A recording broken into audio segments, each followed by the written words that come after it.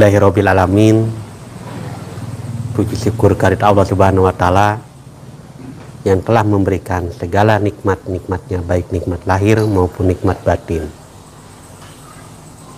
Dan tidak lupa kita panjatkan salam serta salawat kepada junjungan kita semuanya, yaitu Nabi Muhammad SAW beserta keluarga dan para sahabat-sahabatnya.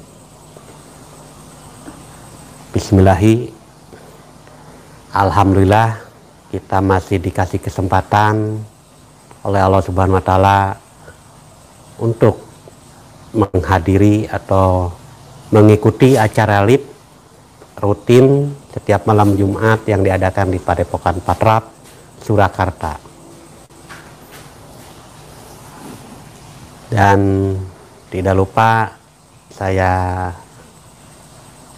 ucapkan banyak terima kasih kepada bapak-bapak yang ada di Padepokan, dan tidak lupa saudara-saudari, sahabat, bapak ibu yang menonton langsung LIP ini melalui channel Bapak Setio Purwanto, dan yang dari Facebook juga. Alhamdulillah kita masih dikasih kesempatan oleh Allah Subhanahu wa taala. Dan tidak lupa salam saudara serta sahabat Kang Darman Denesa dimanapun berada dari Sabang sampai Merauke. Bismillahirrahmanirrahim. Pribadi sedikit bercerita. Tidak ada maksud untuk menggurui, tidak ada maksud untuk mengajari, tapi kita semuanya sama-sama belajar kepada Allah Subhanahu wa taala. Ya. Sesuai dengan tema malam ini, dan saya akan sedikit berbagi pengalaman saya sebelum nyampe ke sini, yaitu baiat. Ya, baiat itu memang wajib yang harus kita laksanakan, kita tunaikan, karena sesuai dengan Al-Qur'annya ada. Di Al-Qur'an itu ada 3 ayat. Tapi karena saya bukan penghafal Al-Quran, dulu saya tuh pernah dibaiat oleh guru murid saya waktu di Mitau Ilmi Karawang. Sama, walaupun itu bukan torekoh sebenarnya, karena di sana itu tidak mengajarkan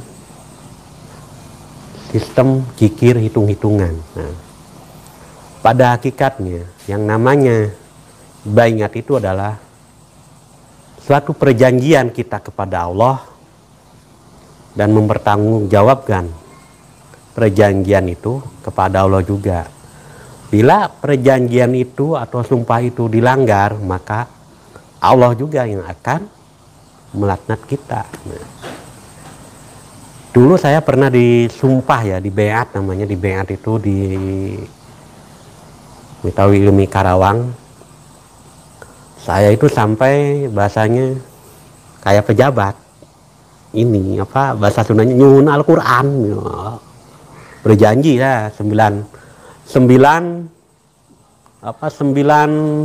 butir perjanjian saya. Bila mana salah satu butir itu dilanggar, maka bukan guru yang melaknat, bukan Al-Qur'an yang melaknat, tapi Allah yang melaknat. Karena melanggar sumpah sendiri kepada Allah adanya. Jadi bahasanya melanggar karena tidak amanah adanya kepada butir-butir baiat itu.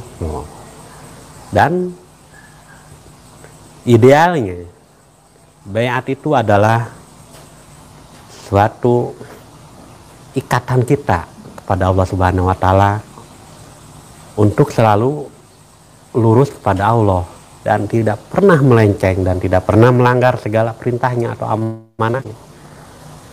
Jadi jangan pernah merasa takut, jangan pernah merasa ragu bahwa baiat itu adalah sebagai pengukuhan, bahasa saya itu pengukuhan kita belajar lurus kepada Allah, dengan bahasa lain bertauhid kepada Allah. Nah, kadang ada emang boleh baiat sendiri. Ya, kalau baiat sendiri siapa yang menyaksikannya gitu. Nah, Karena kita belajar ilmu ada gurunya, belajar ilmu sudah ditetapkan legalitasnya, sudah jelas metodenya, sudah jelas ajarannya, kenapa kita masih ragu? Nah, itu saya juga seperti dulu emang ragu gitu, kok saya belajar ngaji di Beat itu dulu.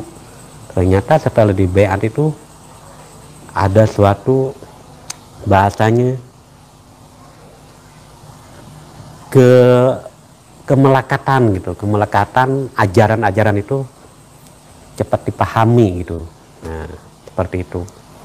Karena di dalam Beat itu pada hakikatnya kita ini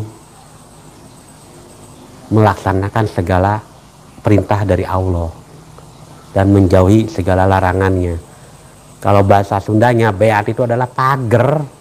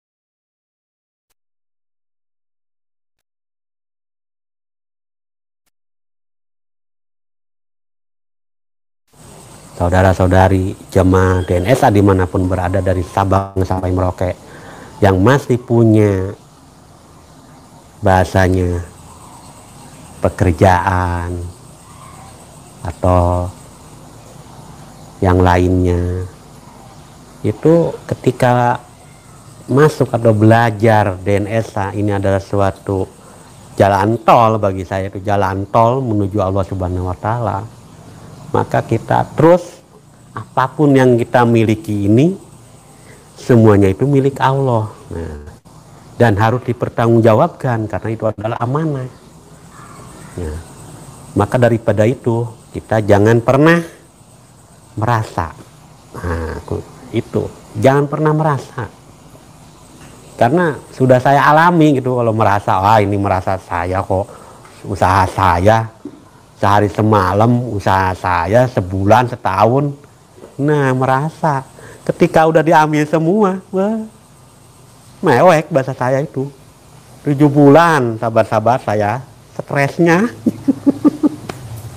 Itulah. Maka saya bersyukur gitu ya. Ketika diperjalankan ke sini itu tahun 2018 ya, banyak sahabat-sahabat juga satu angkatan ketemu.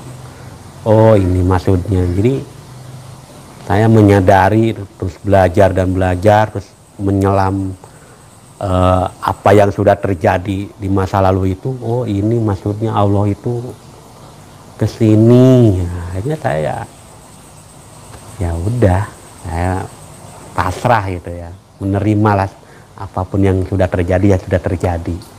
Yang penting saat ini, di sini dan sekarang. Tidak boleh sampai bahasa saya itu menerobos pagar itu, yaitu baiat. Nah, sumpah dan janji kepada Allah. Maka barang siapa yang melanggar sumpahnya atau perjanjian kepada Allah, pasti Allah akan cabut segala nikmatnya. Itu sering terjadi itu kalau di orang-orang toreko itu. Kadang bisa dibelengkan atau dimandegan. Mandeg kita kayak malas gitu. Mau ke Allah itu ya, mau beribadah ke Allah itu malas. Ya itulah salah satu contoh dicabut nikmat batin kita oleh Allah, yaitu nikmat Islam. Maka semoga kita semua selaku jamaah zikir nafas sadar Allah tidak pernah melanggar yang namanya perjanjian kita kepada Allah. Kita harus takwa, kita harus takut kepada Allah.